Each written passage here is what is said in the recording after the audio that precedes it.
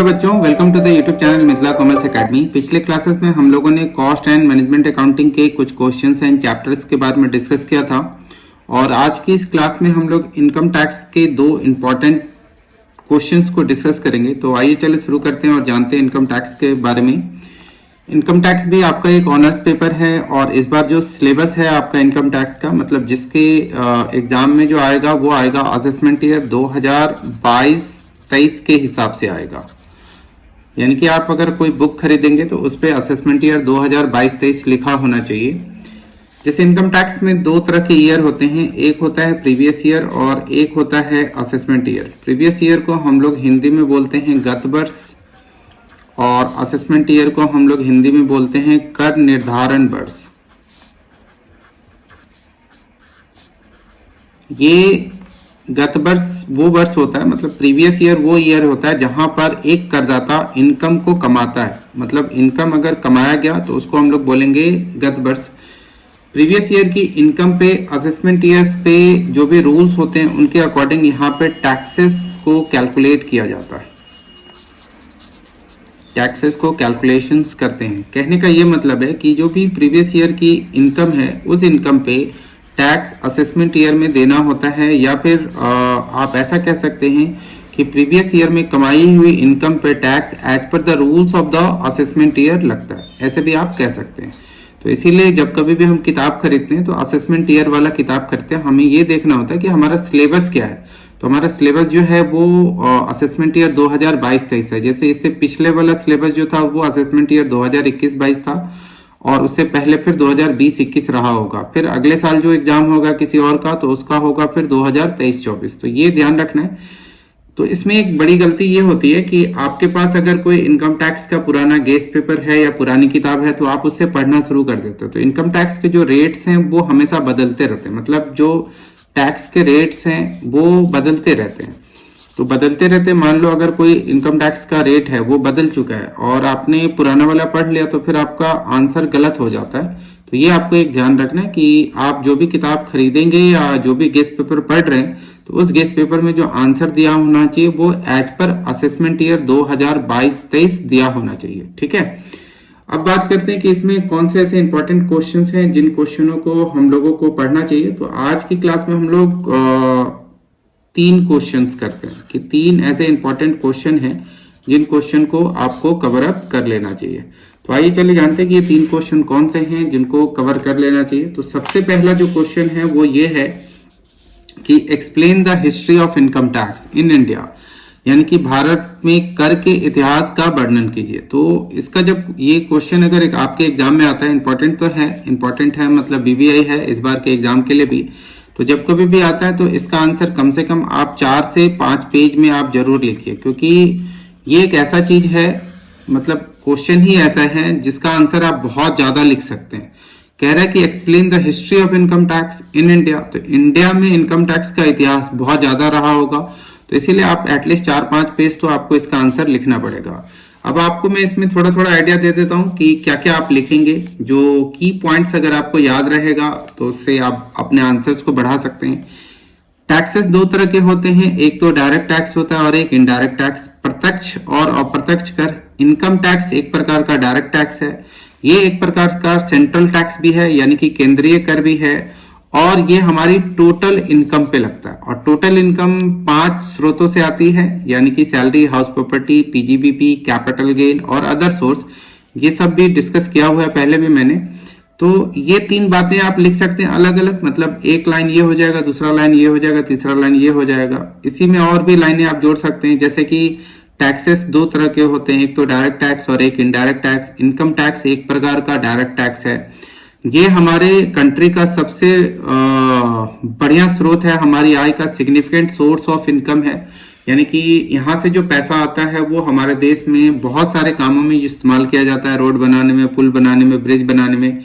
और यहाँ पर थोड़ा आप ये भी लिख सकते हैं कि जब कभी भी टैक्सेस लिया जाता है तो उसका सरकार करती क्या है, तो ये चीज भी इसमें एक्सप्लेन कर सकते हैं। ठीक है, इसके बाद जैसे कि टैक्स इंडिया में जैसे सबसे पहले 1860 में इंप्लीमेंट हुआ था, ये बाय सर जेम्स विल्सन, यानी कि यहाँ पर जेम्स विल्सन ने सबसे पहले इसको इंप्लीमेंटेशन दिया था। अंग्रेजों ने सबसे पहले 1860 में लगाया था।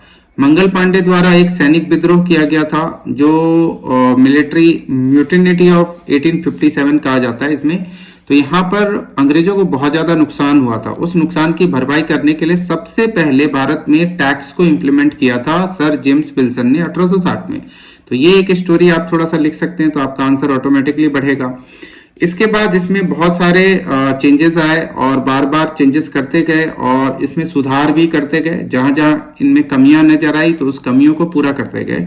जैसे कि 1886 में आप देखेंगे 1886 में सेपरेट इनकम टैक्स एक्ट पास हुआ, फिर उसमें 1917-18 में सुधार हुआ, फिर 1922 में सुधार हुआ और फिर हमारे देश का जब हम लोगों ने आजादी पाई तो 1947 के बाद भी इसमें सुधार होता गया और 1961 में फाइनली एक आईटी एक्ट बना, मतलब इनकम टैक्स एक्ट 1961 बना।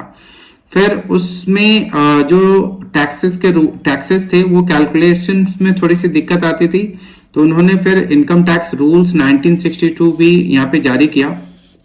तो यहाँ पर आप एक बात ध्यान ये रखना है आपको कि इनकम टैक्स के जो रेट्स हैं, जो इनकम टैक्स का कर की जो दर है वो बार बार बदलती रहती है। तो कैसे बदलती रहती है, इसके लिए हम लोग हमेशा डिपेंड रहते हैं एनुअल फाइनेंस एक्ट पर। मतलब हर साल देश में जब कभी भी बजट पास किया जाता है तो उस बजट के अकॉर्डिंग फाइनेंस एक्ट बनता है और इस फाइनेंस एक्ट में जो भी रेट्स चेंज आते हैं उसके अकॉर्डिंग हम इनकम टैक्स के रेट्स को भी बदल देते हैं। हमारी आमदनी के टोटल 5 स्रोत होते हैं। कौन कौन से स्रोत हैं, तो एक तो सैलरी है, एक हाउस प्रॉपर्टी है, एक पीजीबीपी है और एक कैपिटल गेन है और एक अदर सोर्सेज है। अब मैं इसको बता देता हूं। जैसे सबसे बड़ा जो स्रोत होता है हमारी आमदनी का वो है सैलरी, कि ज्यादातर लोग नौकरी करते हैं तो उनको सैलरी मिलती है। हाउस प्रॉपर्टी का मतलब होता है कि आपका मकान है उससे कोई किराया आ रहा है तो वो इनकम यहाँ पे टैक्सेबल होगा, हाउस प्रॉपर्टी वाले हेड में टैक्सेबल होगा। पीजीपीपी का मतलब होता है प्रोफेशन, ठीक है, बिजनेस, बी का मतलब होता है business, profit and gain from business and profession. तो profit and gain from business and profession PGPP हो गया। इसके बाद जैसे कैपिटल गेन होता है तो दो तरह का होता है, एक शॉर्ट टर्म और एक लॉन्ग टर्म, तो वो हो गया। और ओएस का मतलब यहाँ पे अदर सोर्स है, जो इन चारों हेड में टैक्सेबल नहीं होगा वो ऑटोमेटिकली अदर सोर्स हेड में टैक्सेबल हो जाएगा। तो हमारी आमदनी के इनकम टैक्स के मुताबिक कुल 5 स्रोत होते हैं। ये 5 स्रोत हैं, इनको जब हम लोग जोड़ते हैं तो उसको हम लोग कहते हैं जीटीआई। जीटीआई का मतलब होता है ग्रॉस टोटल इनकम। तो ये ग्रॉस टोटल इनकम, इस पे टैक्स जनरली लगाया जाता है, मतलब इनकम टैक्स जनरली इसी पे कैलकुलेट किया जाता है। अभी मैंने डिस्कस भी किया था कि प्रीवियस ईयर की जो भी हमारी इनकम होती है उस पे tax as per the rules of assessment year लगाया जाता है, या फिर आप ऐसे कह सकते हैं गत वर्ष की आमदनी पर कर निर्धारण वर्ष में दिए गए करों के दर के आधार पे कर का कैलकुलेशन किया जाता है। हिंदी थोड़ा सा डिफिकल्ट हो गया होगा। और जो ये तो बताई थी आपको, इसके अलावा आपको ये ध्यान रखना है केवल वही व्यक्ति टैक्स देता है इंडिया में जो पर्सन के डेफिनेशन में आता है। अगर कोई पर्सन के डेफिनेशंस में नहीं आएगा तो उसको हम लोग टैक्स के लिए एलिजिबल नहीं मानते, मतलब फिर अलग एक प्रोसेस चलेगा।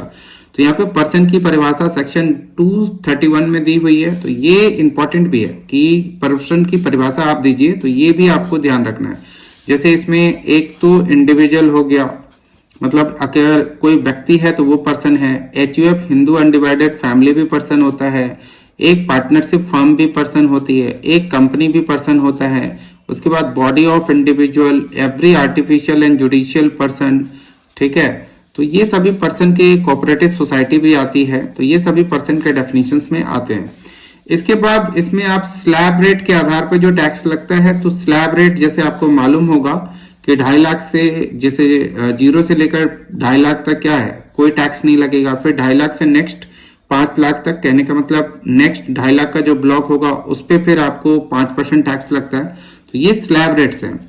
अब यहां तक की जो बातें हैं ना, इसके ऊपर मैंने ऑलरेडी एक वीडियो अपलोड किया हुआ, उसको अगर आप देखेंगे तो आपको आसानी से ये समझ में आ जाएगा। जैसे first class of income tax डला हुआ है, तो उसको आप देखिएगा तो उससे ये और कवर अप हो जाएगा। तो अगर ये क्वेश्चन आता है आपका एग्जाम में कि explain the history of income tax, तो उसमें आपको यही चीजें एक्सप्लेन करके लिखना है। तो आई होप इसका आप नोट्स बना पाएंगे, और गेस्ट पेपर में अगर क्वेश्चंस है, आंसर है, तो वहां से थोड़ा सा आप आइडिया लेकर बढ़िया से इसका आंसर लिख सकते हैं। जो दूसरा सबसे ज्यादा इंपॉर्टेंट क्वेश्चन है इसमें, वो मैं आपको दिखा देता हूं कि वो है अभी आपको जैसे बताया मैंने कि प्रीवियस ईयर की इनकम पे income of previous year are liable to be taxable in the following assessment year, are there any exception to this rule.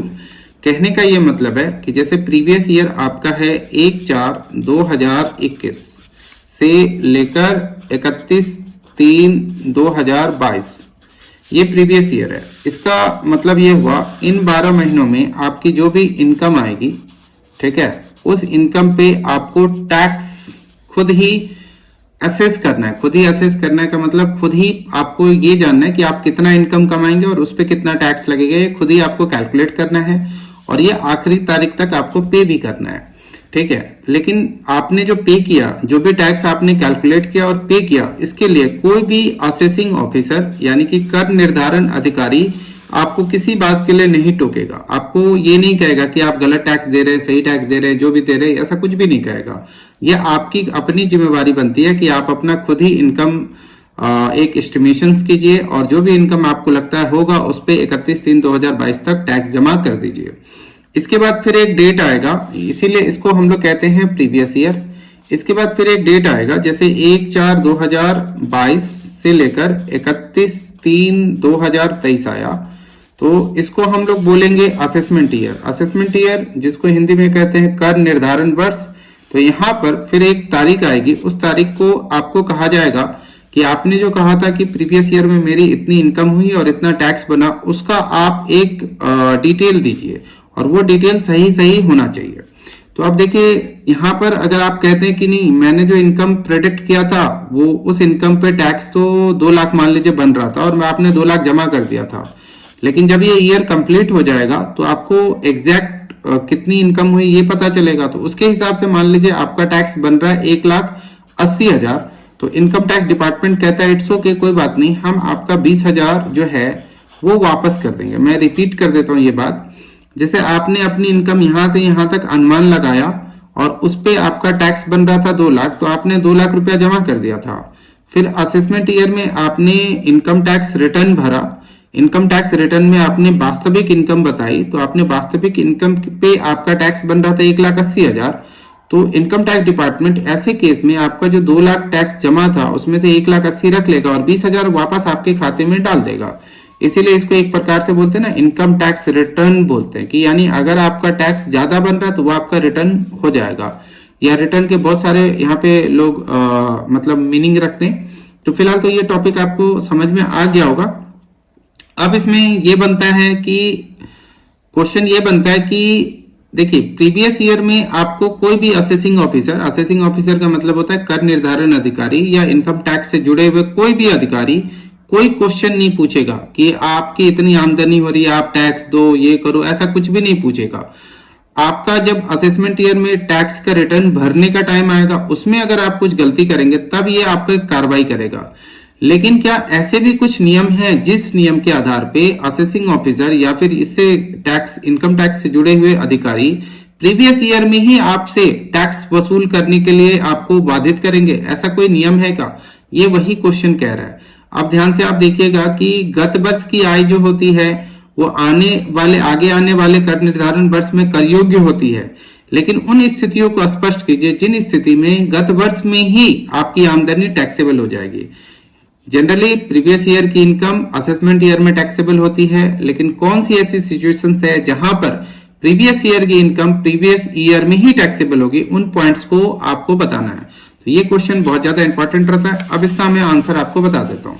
तो जैसे ये देखिए, ये जो 4-5 सिचुएशंस हैं, इन सिचुएशंस में प्रीवियस ईयर की इनकम प्रीवियस ईयर में ही टैक्सेबल हो जाती है। असेसमेंट ईयर का वेट नहीं किया जाता है, आपके इनकम टैक्स रिटर्न भरने का वेट नहीं किया जाता है। आप अगर कमाएंगे तो आपको तभी के तभी आपसे टैक्स ले लिया जाता है। जैसे कि अगर कोई नॉन रेसिडेंट है और निवासी है, हमारे देश का नहीं है, विदेश का है, वो विदेश में रहता है और वो अगर शिपिंग बिजनेस कर रहा है, शिपिंग बिजनेस का मतलब होता है कि नाव से आदमी या पैसेंजर एक स्थान से दूसरे स्थान लेकर आ रहा है, जा रहा है।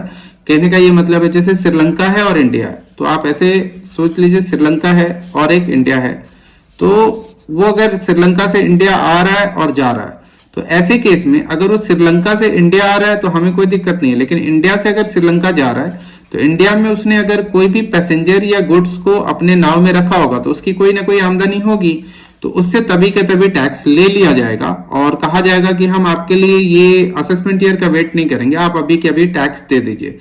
तो ये एक सेक्शन है, ये जो 172, 174, 174 कैपिटल ए, 175, 176 है, ये सेक्शंस है। इन सेक्शंस में आपको ये पूरा का पूरा डिटेल मिलेगा। सेक्शन मैंने इसलिए लिख दिया क्योंकि ये आपको गूगल पे बड़ी आसानी से मिल जाएगा इसका डिटेल। अगर आप गूगल पे ढूंढेंगे इनकम टैक्स एक्ट सेक्शन 172 तो इसका पूरा डिटेल आपको मिल जाएगा। फिर आप उसको थोड़ा सा कहानी की तरह पढ़ लीजिए, फिर आप एग्जाम में बहुत आसानी से लिख देंगे। अगर कोई ऐसा व्यक्ति है जो इंडिया छोड़कर हमेशा के लिए जा रहा है और ये असेसिंग ऑफिसर को ऐसा लगता है, असेसिंग ऑफिसर मतलब कर निर्धारण अधिकारी, उसको ऐसा लगता है कि ये तो अब वापस आएगा नहीं, तो ऐसे केस में वो अगर इंडिया छोड़कर जा रहा है तो उस पे जो भी टैक्स बनता है वो तभी के तभी उससे इंडिया छोड़ने से पहले ही ले लिया जाएगा। ये नहीं देखा जाएगा कि वो इनकम प्रीवियस ईयर की है, उस पे असेसमेंट ईयर में टैक्स लगेगा, ऐसा कुछ भी रूल्स नहीं होगा। एओपी का मतलब होता है एसोसिएशन ऑफ पर्सन, बीओआई का मतलब होता है बॉडी ऑफ इंडिविजुअल, मतलब अगर कुछ लोगों का संगठन बना है और उस संगठन ने कोई भी मतलब संगठन या फिर ग्रुप बना और उन लोगों ने अगर कोई भी आमदनी कमाई है और उनका अगर ग्रुप जैसे ही बंद होगा वैसे ही उनके पैसे पे टैक्स लगेगा। ऐसा नहीं होगा कि उनके लिए भी असेसमेंट ईयर और प्रीवियस ईयर का कोई रूल रहेगा। कभी कभी लोग अपने टैक्स को बचाने के लिए, अवॉइड टैक्स का मतलब अपने टैक्स को बचाने के लिए क्या करते हैं कि अपनी प्रॉपर्टी किसी और के नाम को कर देते हैं, मतलब अपनी आमदनी को कम करने के लिए और उस पर उसे टैक्स ना देना पड़े वो अपनी प्रॉपर्टी किसी और के नाम पे करते हैं। तो ऐसे केस में भी टैक्स तभी के तभी उनसे ले लिया जाएगा। कभी भी अगर व्यापार बीच में ही बंद हो जाता है, कोई व्यापार या प्रोफेशन बीच में बंद हो जाता है, तो जैसे ही बंद होगा वैसे ही उनसे टैक्स ले लिया जाएगा। इसमें भी प्रीवियस ईयर असेसमेंट ईयर्स का कोई भी कॉन्सेप्ट नहीं चलेगा। तो ये एक क्वेश्चन है जो बहुत ज्यादा इंपॉर्टेंट भी है इस बार के एग्जाम के लिए। सेक्शंस भी मैंने डाल दिए हैं। आपको अगर ज्यादा पढ़ना हो सिंपली आप गूगल पे ये सेक्शन डालेंगे, ऐसे डालिएगा income tax act section 1, income tax section 176, तो उस पर डिटेल आ जाएगा। हिंदी में भी आ सकता है, इंग्लिश में भी आएगा। अगर आप हिंदी मीडियम से हैं तो हिंदी में पढ़ लीजिएगा, इंग्लिश मीडियम से इंग्लिश में पढ़ लीजिएगा, और बुक होगा तो आपको पहले चैप्टर में आपको ये मिलेगा। तो ये मैं बुक आपको अभी दिखा रहा हूं, जैसे कि ये बुक है, तो इस बुक में जो ये पहला चैप्टर है income tax introductions and important definitions, इसमें आपको ये 2 क्वेश्चन बहुत ज्यादा इंपॉर्टेंट है। और एक और क्वेश्चन मैंने आपको बताया कि पर्सन की परिभाषा सेक्शन 231 में दी हुई है, वो बहुत ज्यादा इंपॉर्टेंट है।